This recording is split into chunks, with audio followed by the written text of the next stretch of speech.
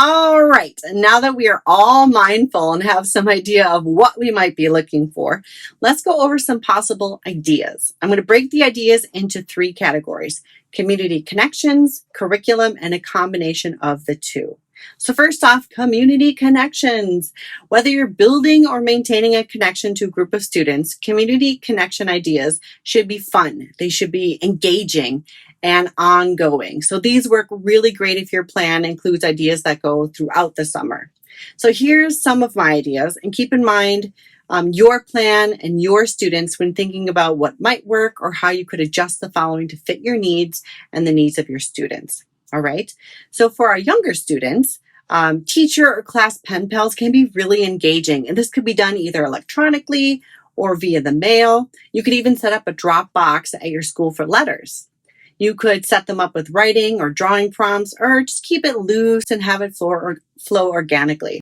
And I love this as an idea to connect past students with future students in the class.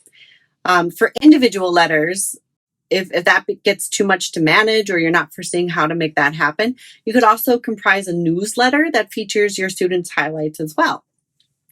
There are online platforms like Flipgrid and others that are quick and easily monitored for interaction with students. Students can drop in video to the group about what they're up to, what they're looking forward to, etc., and you can engage with them in the comments, and they can engage with each other. Our older students might appreciate maybe an end of the year or beginning of the year only connection. So you can engage them through emails and online platforms that your district already uses. And this could be well wishes, introductions, or just check-ins, depending on what your goal is. All right, next is curriculum. So remember that new learning needs to have a lot of structure and participation to be successful. And we can still make some great curriculum connections for our students even over the summer without getting too heavy. So some ideas that I have for curriculum connection are applicable to most, if not all, grade levels.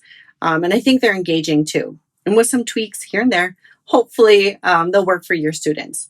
So scavenger hunts are always fun and can be done at varying paces. So no matter what plan you have in place, it can be used. Perhaps you can set one up for your students related to your content. The output or collection of the items from that scavenger hunt can also vary. So it's very flexible. Is this a photo-based scavenger hunt? I personally love the idea of students creating a photo essay and then sharing that out. Drawing or writing prompt could also be part of that collection, or you could totally reimagine it and do like a bingo card.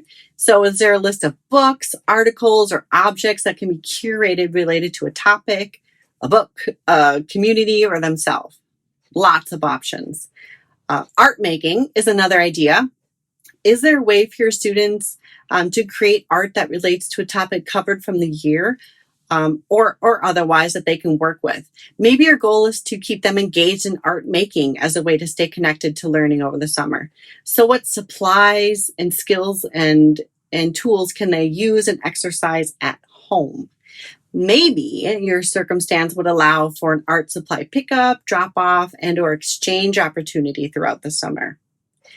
If dance, drama, or music is your game, what opportunities can you imagine for those students? Maybe there's a chance to work on a piece and share that out through Flipgrid or those other options we talked about.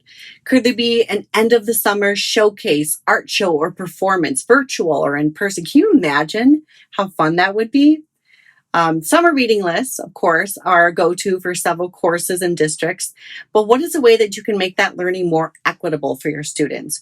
Could they have a chance to have more choice in the books they choose? What ways can they discuss their reading and their learning with each other? Can you set up a community online for them to discuss and share that is easy, accessible, and manageable? Again, maybe it's Flipgrid. I like that one because it's so simple and so fast. And then you can always go in and see what's happening and monitor that. Or other Google Classroom might work too. And I know I said that it would cover a combination of connection with the community and content, but in truth, they both can go together and should be happening together.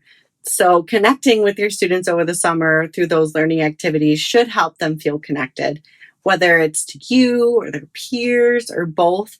And the activities or the plan that you implement should be fun and engaging and help them and support them so they don't have that summer slide.